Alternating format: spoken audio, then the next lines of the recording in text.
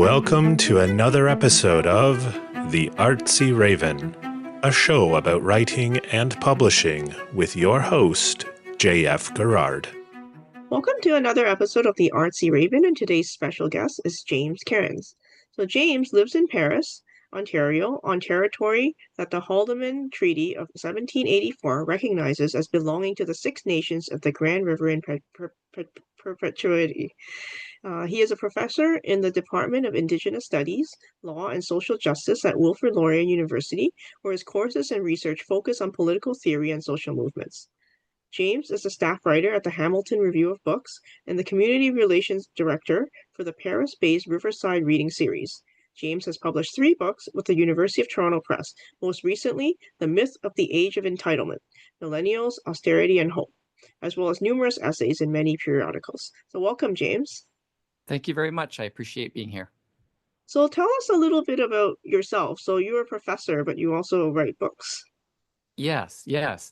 I have always enjoyed writing as part of the academic job, and also have enjoyed teaching a great deal.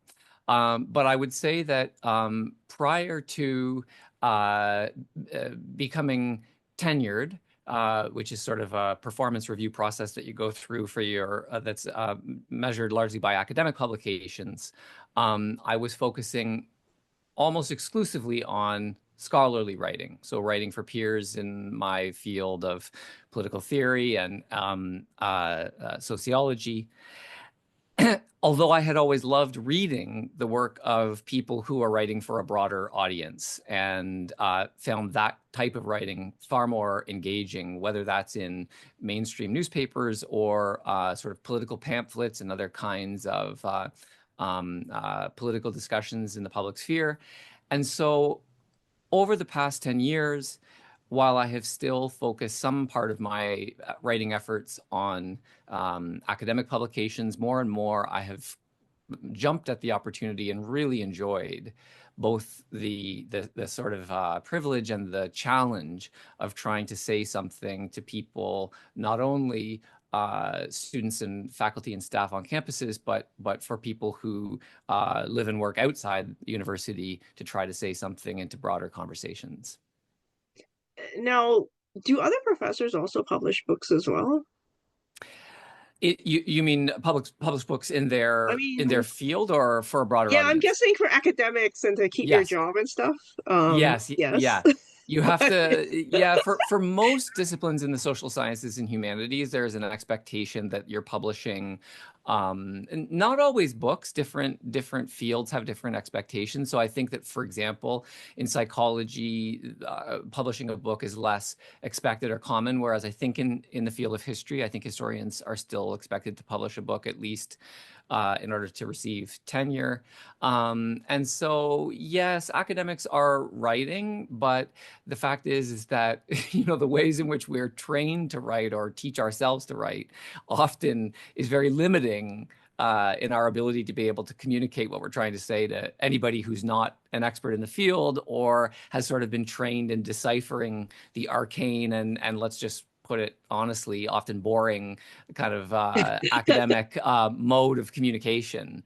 And so the writing that I've been doing for a broader audience has been as much about learning from writers I admire and unlearning the nasty habits that academia trains writers into. Okay, now we're talking because your PR person sent me this book to look at, In Crisis on Crisis. So can you tell us a little bit about this book? Sure. In Crisis on Crisis is a collection of essays. I think there's 11 essays that move back and forth between examining debates over the concept of crisis and different ways the concept is used in big political and social debates that won't surprise anyone. Things like the ecological crisis, the crisis of democracy, questions about how much agency we have in the hope of changing the world or not, etc. But then also what's really different, I think, from a lot of books that might do something similar in academia is that I'm also using this opportunity to reflect on crises in my own personal life.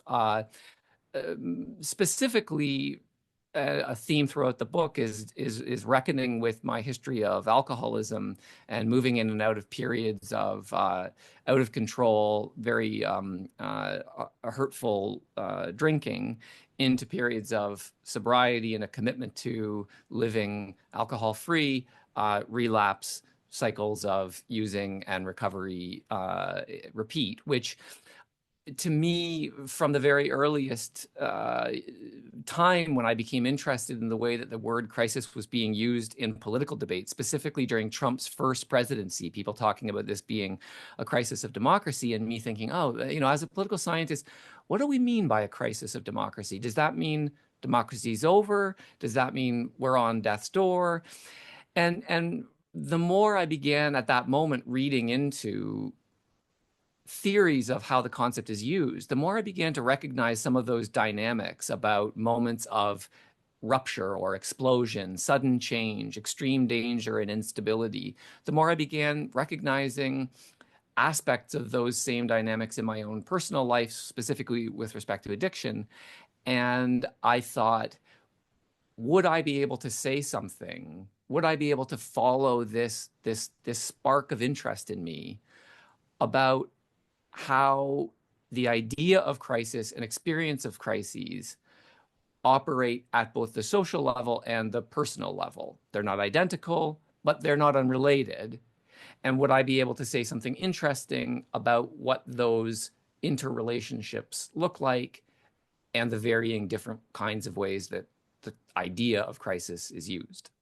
So the book is, in short, a kind of a personal and political exploration of what we mean when we talk about crises and what crises mean to us. Oh, wow. It's very personal when you mention addiction, like, because I come Yes, from an Asian culture where we hide all these things when we usually, right? yes, So it's yes. very different. So I I was a I little bit surprised to hear I you hear talking. you, and part of what the writing the book is an exploration or a chance, an experiment in doing is opening up and disclosing aspects of my life that have been hidden, and for long periods, hidden really secretively, probably even within myself.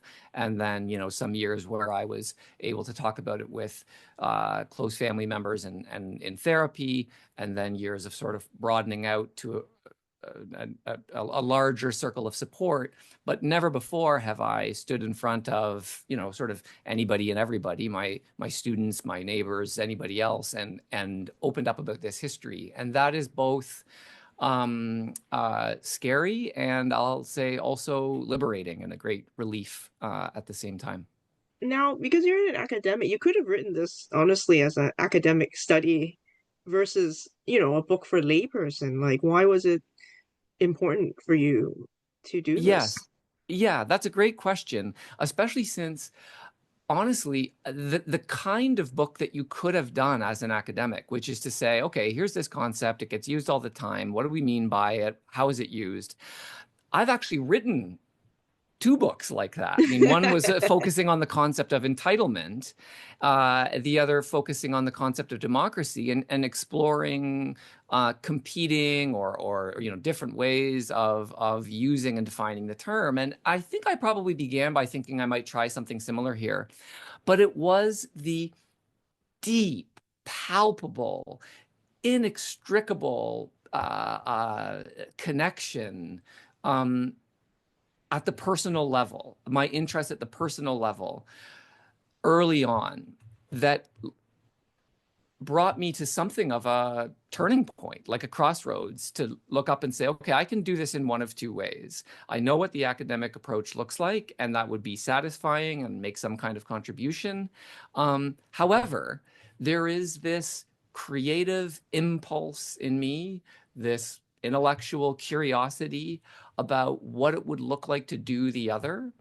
And not only would I find that artistically and intellectually rewarding, gratifying, interesting, but it also is the case that some works that have taken more of a hybrid approach like that have been the works that have been I have most enjoyed. They have most impacted me. I've been most inspired by, really sort of in awe of. And so I don't claim to put myself in the same category as someone like Maggie Nelson, who writes, The Argonauts, a book that is moving back and forth between their social theory and their intimate details of sort of bringing a child into the world and parenting.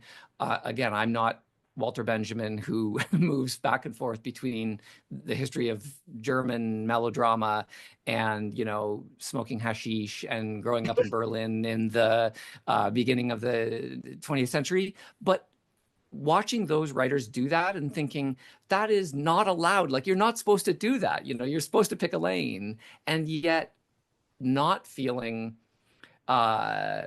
disappointed or frustrated by what they're doing, but absolutely floored by the insights that they generate. And so I will note that my ability to choose that hybrid model is no doubt a factor of the privilege from which I write, which is to say, not only as a white man with citizenship in a straight relationship with a supportive family, I have sort of less on the line about being vulnerable. But the nature of being a tenured professor at a unionized university means I have considerable job protection that doesn't belong to the vast majority of writers, who I think would have to question what the risks would be about opening up or doing something differently in this way.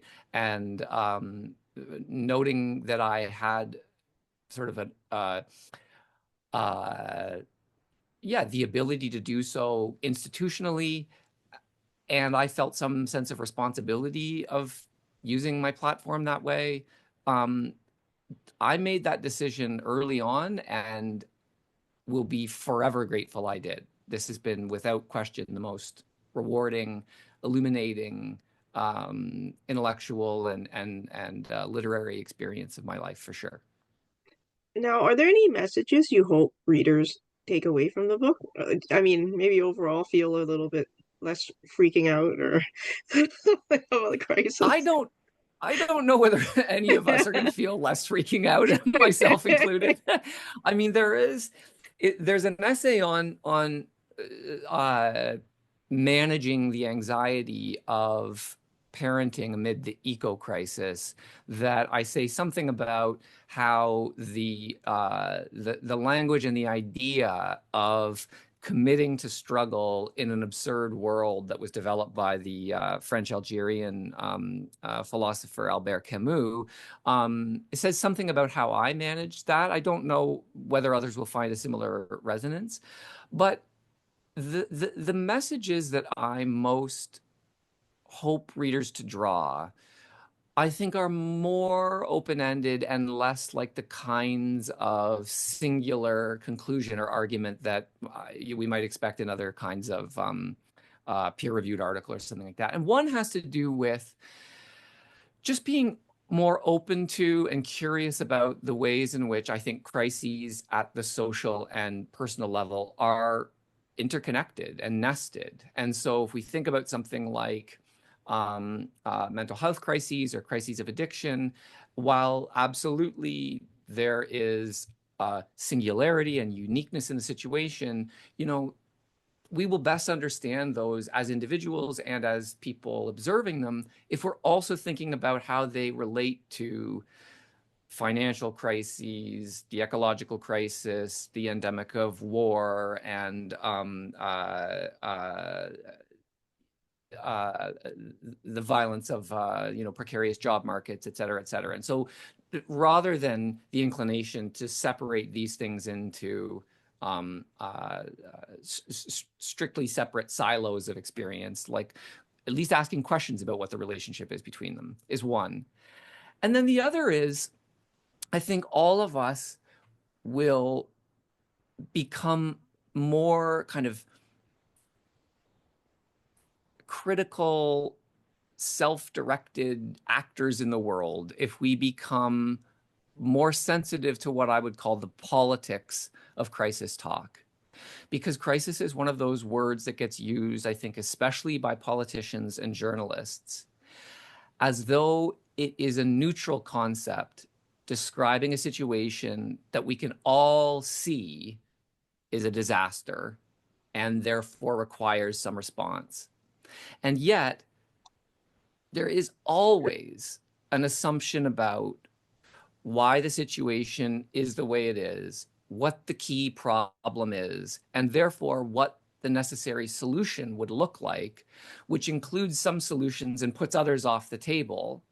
That means that when we're talking about even just the nature of defining what a crisis is, tends to benefit certain perspectives and social groups more than others. So for example, when it comes to something like the housing crisis, okay, we talk about the housing crisis, everybody immediately knows what we're talking about.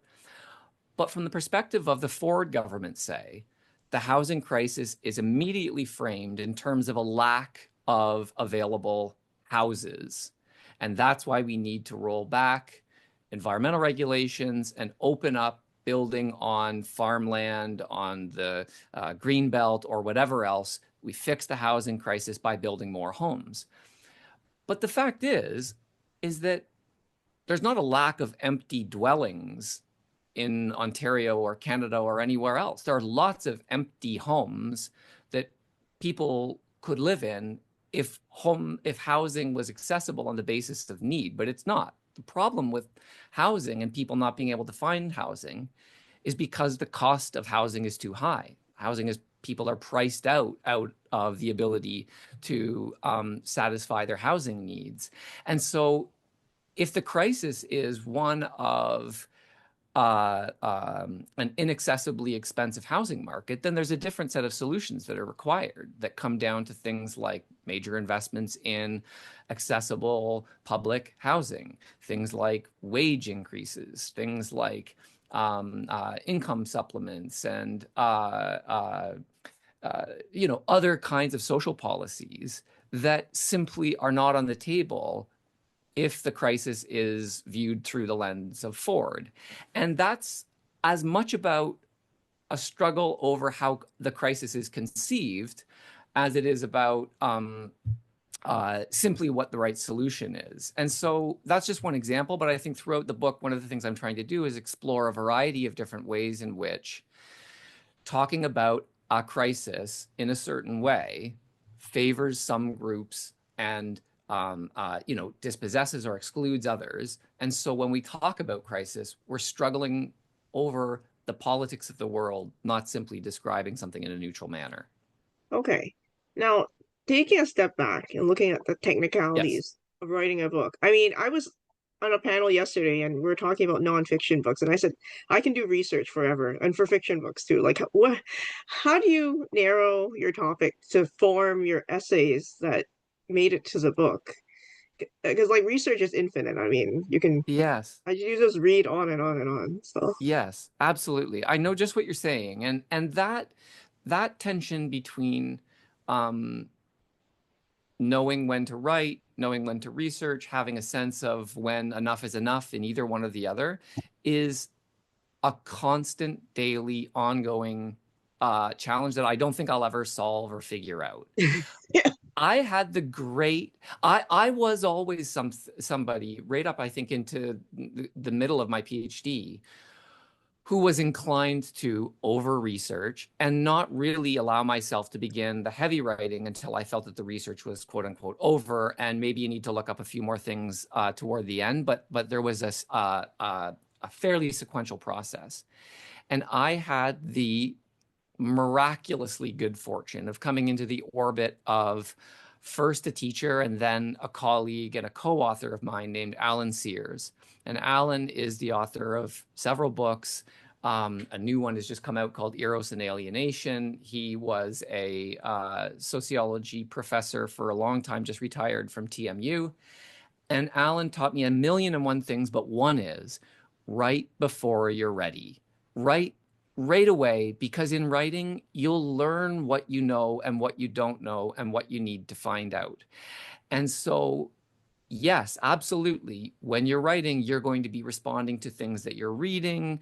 There are some more formalized components of the research process that may put you at the library looking up information very traditionally. But make sure that you're also all along the way writing, whether it's a section that you think might work, whether it's the framing introduction that articulates what the essay is going to be and how you're going to pursue it, knowing that all of this not only is very likely to change, but will have to change because the method of presentation of the ultimate ideas that you've developed is not identical to the method of inquiry, which goes into figuring out what you want to say along the way.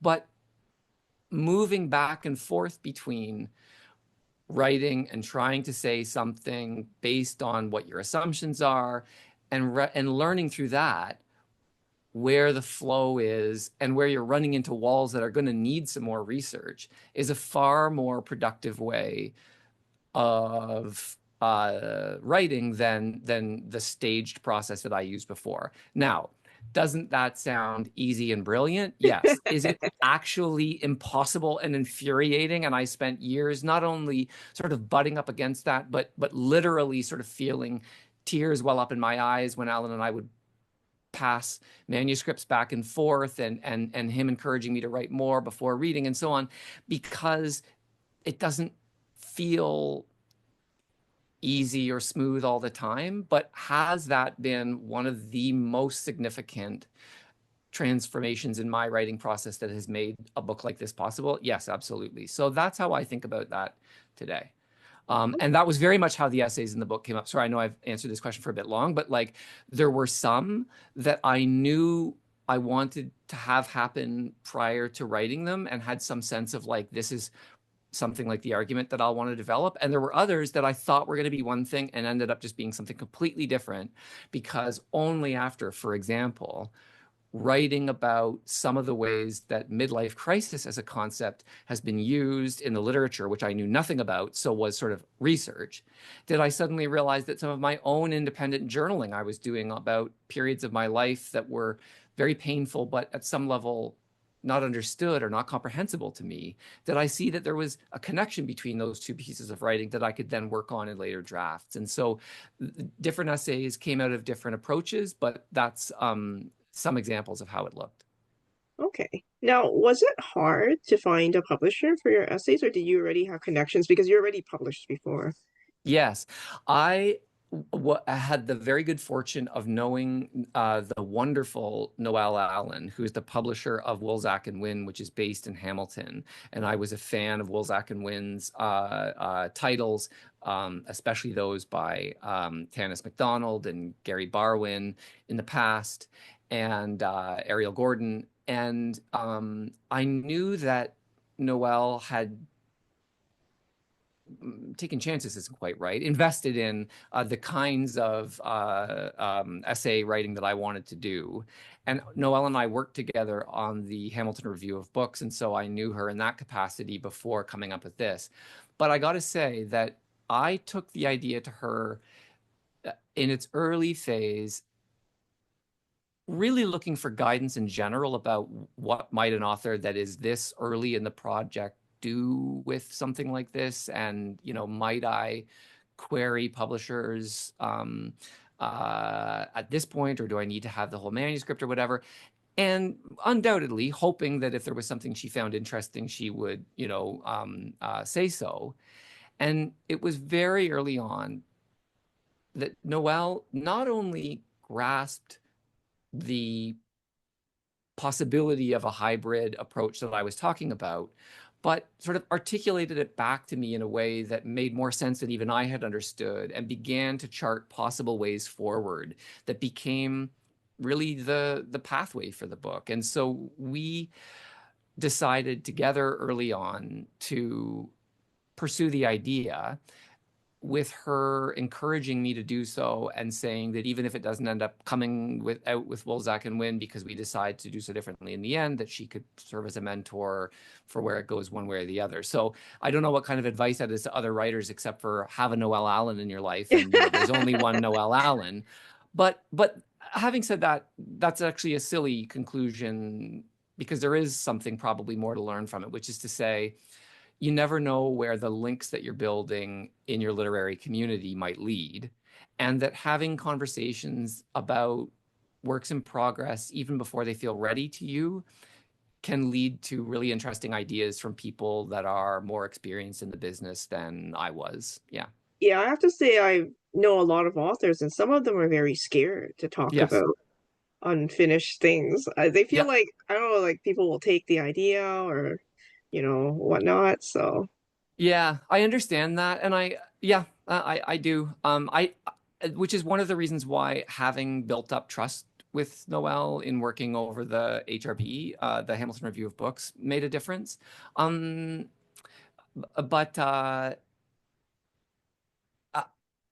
I I remember what's the guy's name that wrote the book Devil in the White City? Eric Larson, is that his name? He's a nonfiction American writer. And I heard him say once that he just basically does not talk about a work in progress until it's done and published and ready. And I admire that, not only because different people have different styles, but you must have to have a less needy ego than mine if you're able to write for years without telling anybody what you're doing. yeah. But that just simply isn't me. I like, part of what the pleasure of the writing process is being able to have conversations about things that I'm still figuring out, and hear responses from others that I admire, because it is the actual doing of the thing that feels meaningful, rather than the completion of the thing, which is sort of, it's meaningful in its own right, but it's the act of writing where the action is. And for me, part of that action is conversations and dialogue. So I certainly understand why people are hesitant, either because they worry somebody's going to steal the idea, or I think all of us with our imposter syndrome at one level or another. But in my experience, anytime somebody's come to me to want to talk about what they're working on, I'm not only honored, but I'm thrilled to be able to do so. And I think that's true of lots of our fellow writers. Now, what are you working on next? I have a couple of ideas. This is the first time I've ever finished something and felt that my work on the theme is not done. Democracy book maybe is different because I sort of work in that field. But when I finished the book on Millennials and Entitlement, I was very satisfied with the book, and I'm glad that it's out there in the world. And I did not want to write more on millennials or any other age group or on the concept of entitlement. I never wanted to hear myself say those words again. And I feel very differently about this book. In part, that's probably because, if you can believe it, the world has got even more terrifying Hmm. and precarious than it was when I started writing it. I also think that my approach in this book, which is very exploratory and keen on understanding if the sky is the limit, what are all the different areas and topics that we could come up with that the concept of crisis might apply or is used, and we could explore. And so that's been a grand approach. But sometimes I wonder about taking one specific thread that I've developed partly in the book and pursuing that further, whether that's something about anxiety under the ecological crisis, or the question of crisis with respect to moments of mass progressive revolution over historical episodes, or, like something like that.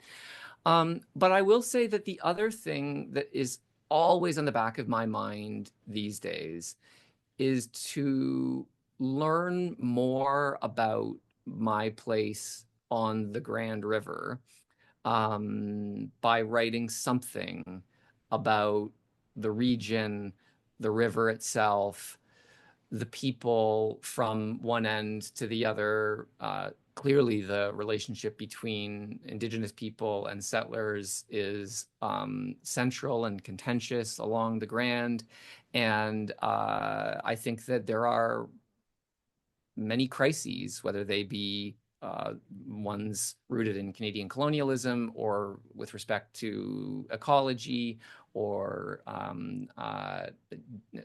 the evisceration of the manufacturing economy in places like Brantford and others, the opioid epidemic. Is there something to take from where this book has started and look very closely where I stand today? And I don't know where that will go, but I wonder about it. Hey, James, so you're doing a reading for us. Can you explain a little bit about what you're reading, a bit of context before you start? Sure. Yes. Thank you for the invitation. I'm going to read just the opening pages of the collection because, as I've been talking about, I think figuring out a little bit what the frame is for my approach is a useful beginning. So the opening essay is called "This is a Crisis. This is not a crisis."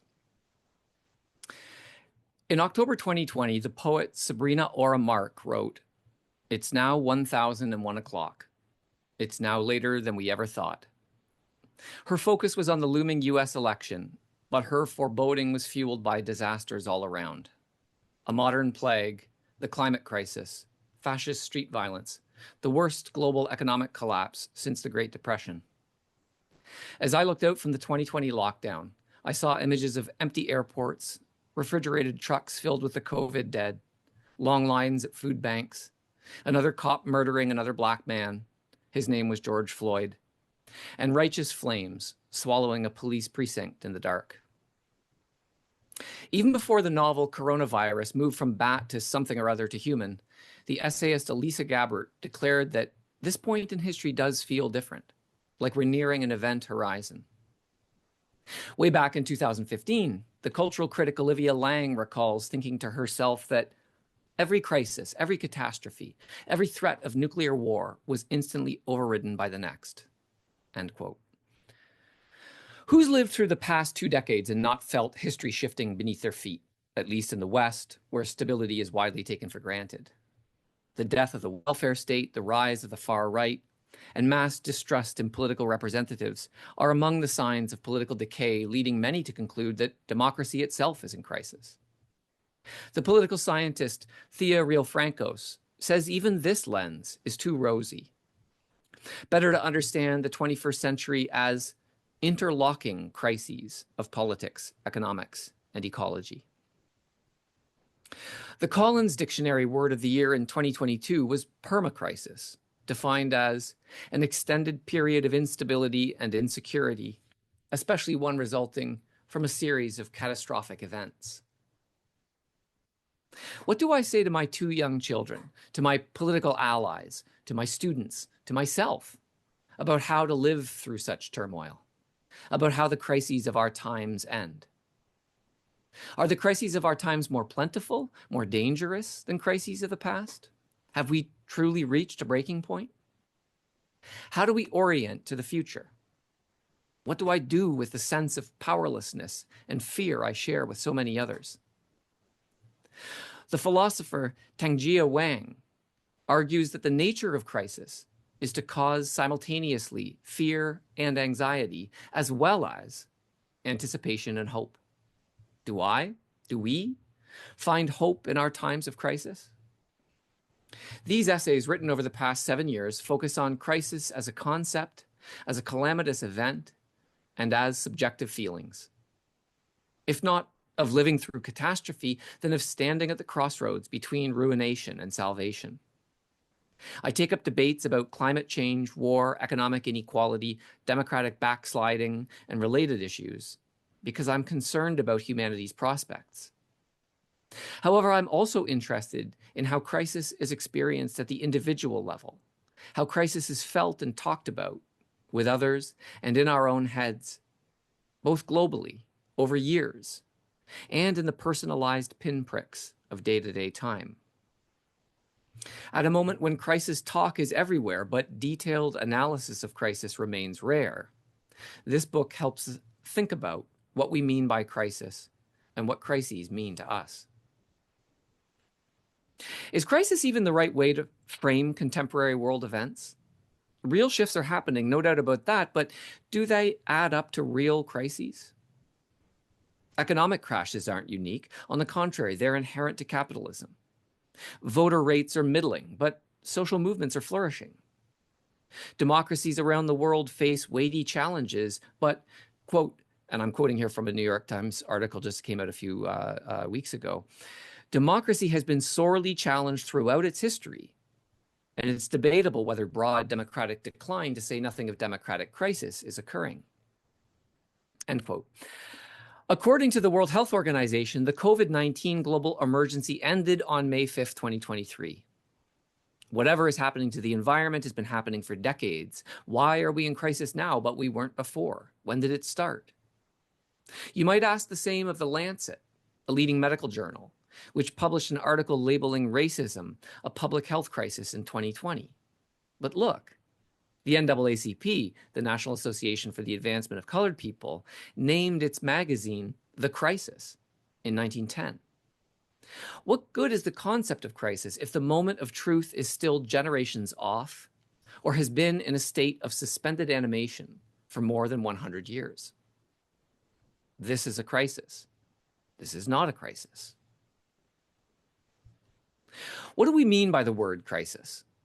In everyday conversations, we use the word to refer to markedly different things: a terminal illness, a spot of trouble, chronic problems in a marriage, shoddy goaltending, the end of the world.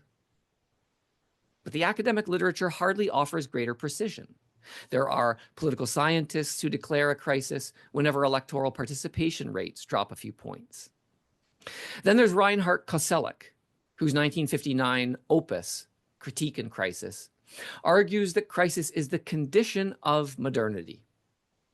Koselleck says that during the European Enlightenment of the 17th and 18th centuries, when the authority of the church collapsed and critical reasoning spread, a new era began in which our break with the past and our belief in human perfectibility ensured that we would live in constant crisis. This is because we have the power to act on history, to transform the world so that experience matches potential. Yet we're condemned to live in a world knowing that such a resolution has not been achieved. In her book, Anti-Crisis, the philosopher Janet Reutman argues that journalists and scholars who see crises everywhere consistently fail to define what they mean by the term. Crisis is taken to be, and this is a great quote from her, the starting point for narration, not a condition requiring explanation, end quote. The concept is a blind spot that enables the production of knowledge. In the crisis paradigm, Andrew Simon Gilbert assumes that there is nothing in real-world situations that makes them crises or not. Differences of ideology and methods of conceptualization are too plentiful and run too deep for crisis to be a shared, stable term for describing events in themselves.